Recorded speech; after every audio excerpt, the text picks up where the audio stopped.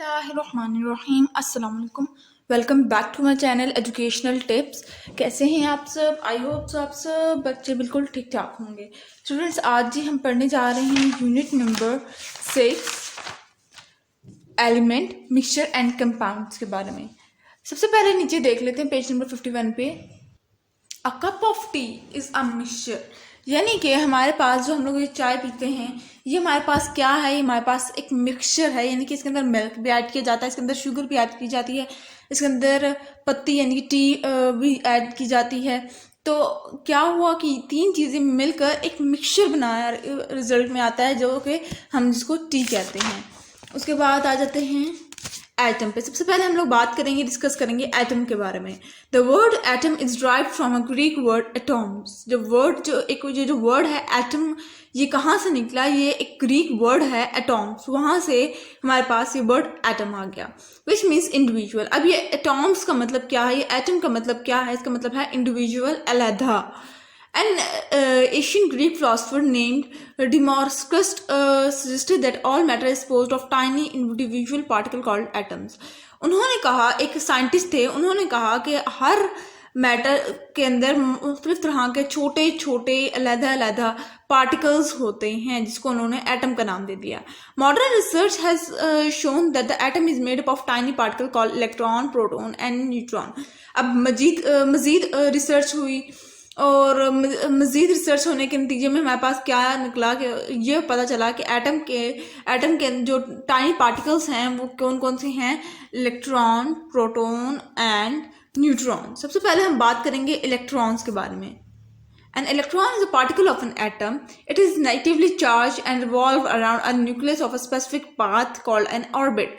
अब इलेक्ट्रॉन क्या है? ये एक पार्टिकल है, एटम के अंदर एक पार्टिकल होता है और ये नेगेटिवली चार्ज होता है, यानी कि इसके ऊपर नेगेटिव चार्ज आता है, माइनस साइन आता है, और ये न्यूक्लियस के इर्द गिर्द रिवॉल्व करता है, इर्द गिर्द चक्कर लगाता है, और वो जो जिस जगह पे वो चक्कर लगाता है उसको हम लोग ऑर्बिट का नाम दे देते हैं। ठीक है जी, ये देखिए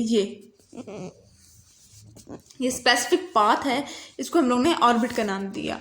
फिर आ जाते हैं नेक्स्ट हमारे पास प्रोटॉन। अब proton is positively charge, electron क्या था? Negative charge. प्रोटॉन क्या है? पॉजिटिवली चार्ज पार्टिकल है, which is present in the nucleus of an atom. अब ये कहाँ पर होता है? ये न्यूक्लियस में पाया जाता है, एटम के न्यूक्लियस में, जहाँ पर इसका प्रोटॉन होगा।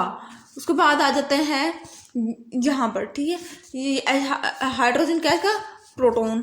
अब इसके हाइड्रोजन के अंदर 1 प्रोटॉन 1 न्यूट्रॉन होते हैं, तो 1 क्या प्रोटॉन होगा हाइड्रोजन के अंदर, जो कि इसके न्यूक्लियस में प्रेजेंट होगा, न्यूट्रॉन। नेक्स्ट है जी neutrons. The neutron is a neutral particle which is found in the nucleus of an atom. अब ये क्या है? एक न्यूट्रल पार्टिकल है जिसके ऊपर ना तो पॉजिटिव होता है ना नेगेटिव होता है, न्यूट्रल होता है, विच is found in the nucleus of an atom. अब ये कहाँ पाया जाता है? ये भी एटम के न्यूक्लियस में पाया जाता है।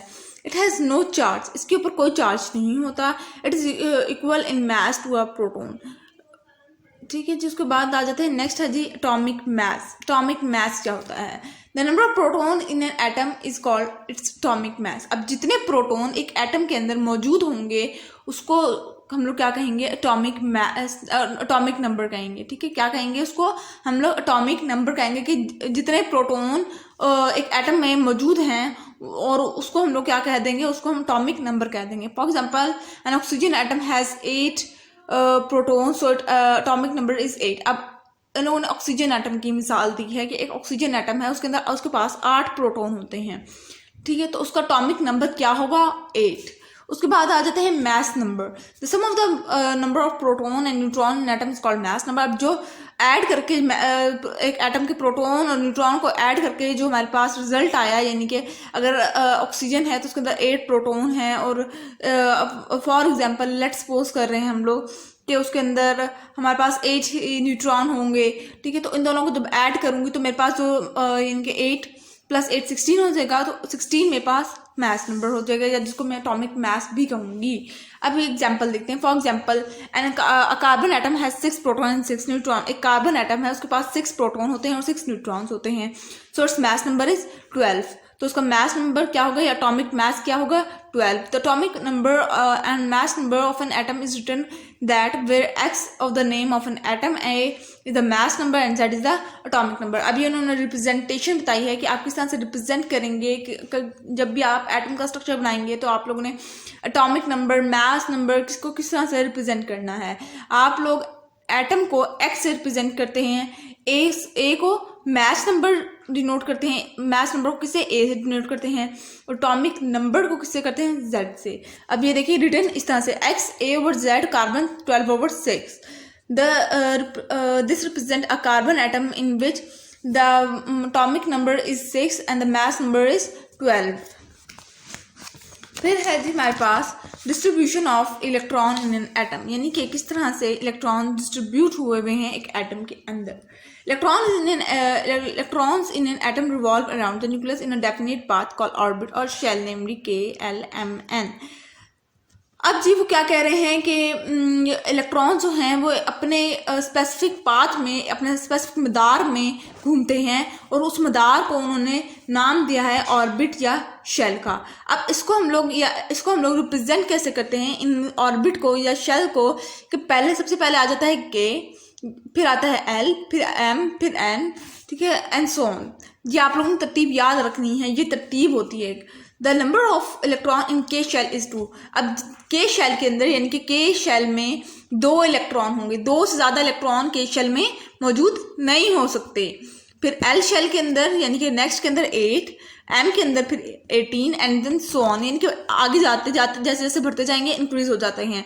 लिमिट है कि 2 से ज़्यादा के शेल में नहीं हो सकते, एल के अंदर 8 से ज़्यादा नहीं हो सकते, एम के अंदर 18 से ज़्यादा नहीं हो सकते.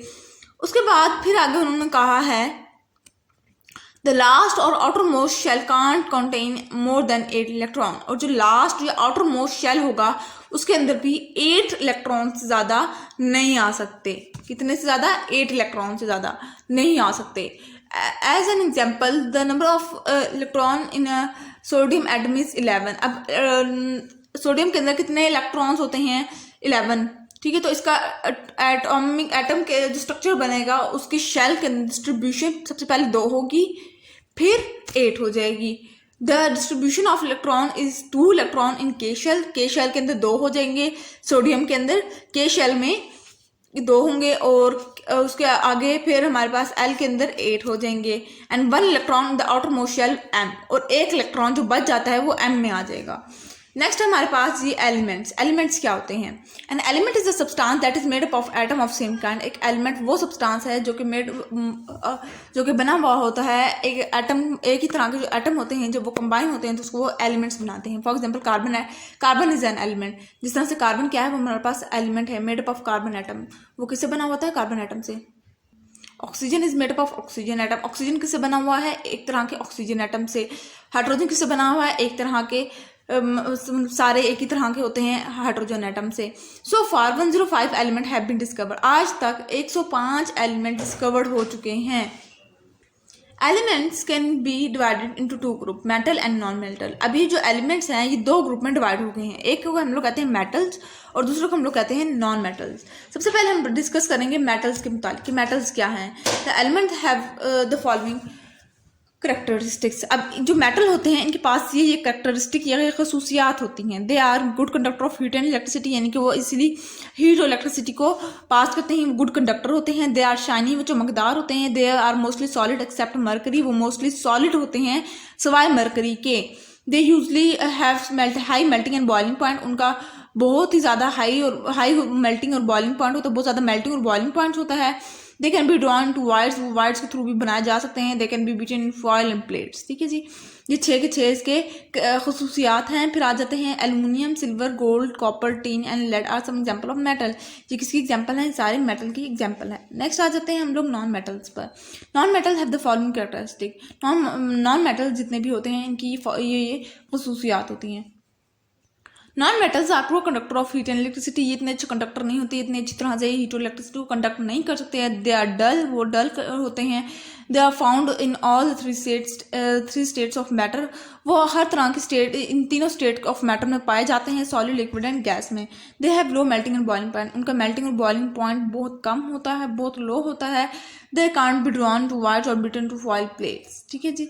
उसके बाद से एग्जाम्पल में क्या आ जाएगा, copper, carbon, oxygen, iodine and sulphur are example of non metal. ये किसकी एग्जाम्पल है, हमारे पास नॉन मेटल्स की एग्जाम्पल हैं। तो यहाँ पे करते हैं आज का लेक्चर एंड। आई होप आपको सारा समझ आ गया होगा आज का लेक्चर। उम्मीद करती हूँ कि आपको समझ आ गया होगा, और अगर आप लोगों को समझ आ गया तो मेरे चैनल को सब्सक्राइब कर दीजिएगा, वीडियोस को लाइक कर दीजिएगा, और साथ ही साथ बेल आइकन को प्रेस करना मत भूलिएगा। इससे जी मेरी आने वाली हर लेटेस्ट अपडेट सबसे पहले आप तक पहुँचेगी। मिलती हूँ किसी और वीडियो में। दुआ में याद रखिए, अपना ढेर सारा ख्याल रखिएगा। अल्लाह हाफिज़।